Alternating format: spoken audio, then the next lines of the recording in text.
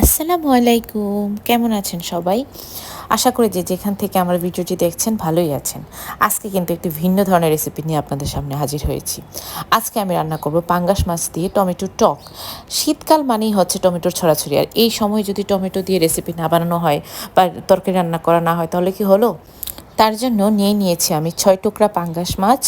এখন মাছের টুকরোগুলোতে হলুদের গুঁড়া, হালকা মরিচের গুঁড়া, হালকা একটু ধনিয়ার গুঁড়া দিয়েছি, আর এখন দিয়ে দিব লবণ। দিয়ে সুন্দর করে আমি মেখে রেখে দিব 10 মিনিটের মতো। পাঙ্গাস মাছ কার কাছে কেমন লাগে আমি জানি না, আমার কাছে কিন্তু সেই লাগে। অনেকে হয়তো লুকোলজ্জার ভয়েও বলতে পারে না, কিন্তু লজ্জা কিসের? খাবার দাবারে কোনো লজ্জা আছে নাকি? আমার কাছে এই মাছটা খুবই ভালো লাগে। কার কার কাছে এই মাছটা ভালো লাগে অবশ্যই জানাবেন। এখন পরবর্তী ধাপে আমি এখানে 5টার মতো দেশি টমেটো, যেটা একদমই নরম এবং টক টক টমেটোটা নিয়ে আমি 4 ভাগে টমেটোটা কেটে নিচ্ছি। এভাবেই আমি 5টা টমেটো সুন্দর করে কেটে নিব। আমার এই ভিডিও যদি কারোর কাছে ভালো লাগে অবশ্যই লাইক, কমেন্ট, শেয়ার করতে ভুলবেন না। আর অবশ্যই আমার চ্যানেলটি বা আমার পেজটিকে সাবস্ক্রাইব এবং ফলো দিয়ে আমার পাশে থাকবেন। এই তো কেটে নিয়েছি, আমি বেশি করে ধনিয়া পাতাও নিয়েছি, আর এখানে পেঁয়াজ নিয়েছি আমি 2টা, সুন্দর করে কুচি করে নিয়েছি। এখন একটি পাত্রে তেল ঢেলে নিব। তেল ঢেলে তেলটাকে হালকা গরম করেই আমি পাঙ্গাস মাছটা ছেড়ে দিব। এখানে তেলের পরিমাণটা কম দেওয়ার একটাই কারণ, পাঙ্গাস মাছ থেকে কিন্তু অনেকটাই তেল ছেড়ে দেয়। এখন পাঙ্গাস মাছটাকে ভালো করে ভেজে নেব। তো বন্ধুরা, কার কাছে কেমন লেগেছে অবশ্যই কিন্তু কমেন্টস করতে জানাবেন। আমি কিন্তু আপনাদের কমেন্টসের আশায় থাকি। এই তো আমার পাঙ্গাস মাছটা ভাজা হয়ে গিয়েছে, আর আমার কাছে তো পাঙ্গাস মাছ সেই লাগে। আপনাদের কাছে কেমন লাগে আমার খুব ইচ্ছে জানার। এখন পেঁয়াজটাকে সুন্দর করে নেড়ে চেড়ে ভেজে নেব।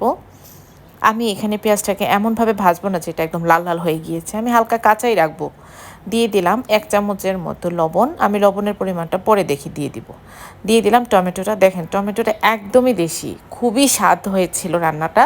আপনারাও এভাবে বাসায় ট্রাই করবেন। এরকম যদি টমেটো টক রান্না করা হয়, তাও পাঙ্গাস মাছ দিয়ে, তা কিন্তু স্বাদে অতুলনীয়। গরম ভাতের সাথে খেলে তো কোনো কথাই নেই। আমি এখানে হালকা একটু হলুদ দিয়ে দিলাম। হলুদ দিয়ে আমি ভালো করে নেড়েচেড়ে নিয়েছি। এখন আমি ফাইনালিভাবে মশলাগুলো দিয়ে দিব। এখানে আমি দিয়ে দিলাম 1 চামচের মতো হলুদের গুঁড়া, 1 চামচের মতো মরিচের গুঁড়া, আর এখানে দিলাম আধা চামচের মতো ধনিয়ার গুঁড়া। আমি এখানে কোনো ধরনের জিরের গুঁড়া ব্যবহার করব না, বা কোনো ধরনের বাটা মশলাও আমি ব্যবহার করব না। টক জিনিসটা একটু হালকা পাতলা মশলা দিয়ে রান্না করলে ভালো লাগে আর কি। তো আমি এখানে কোনো ধরনের বাটাবাটি ছাড়াই, বাটা মশলা ছাড়াই আমি আপনার টকটা আজকে রান্না করব। আমি এখন পানি দিয়ে মশলাটা কষিয়ে আমি ঢেকে দিয়েছি প্রায় 10 মিনিটের মতো। হয়ে গিয়েছে আমার মশলাটা কষানো। এখন উপর থেকে মাছগুলোকে ছেড়ে দিলাম। মাছগুলোকে ছেড়ে প্রায় আরও 5 থেকে 6 মিনিটের মতো আমি রান্না করব। যেহেতু টমেটোটা খুবই নরম ছিল, তাই আমার সেদ্ধ হতে বেশিক্ষণ সময় লাগেনি। উপর থেকে দিয়ে দিলাম 4টা কাঁচামরিচ। শীতের দিনের তরকারিতে কাঁচামরিচ হবে না, ধনিয়া পাতা হবে না, তা কি করে হয়? দিয়ে দিলাম বেশ খানিকটা ধনিয়া পাতা কুচি করে। এভাবে অবশ্যই একবার ট্রাই করে দেখেন, পাঙ্গাস মাছ দিয়ে এই টকটা খুবই স্বাদ লাগে। আমার রেসিপিটি কেমন হয়েছে, আপনাদের কাছে কেমন লেগেছে অবশ্যই কমেন্টস করতে ভুলবেন না। আর এরকম নতুন নতুন রেসিপি পেতে আমার পেজে বা আমার চ্যানেলে চোখ রাখুন। আজ এই পর্যন্তই। আসসালামু আলাইকুম।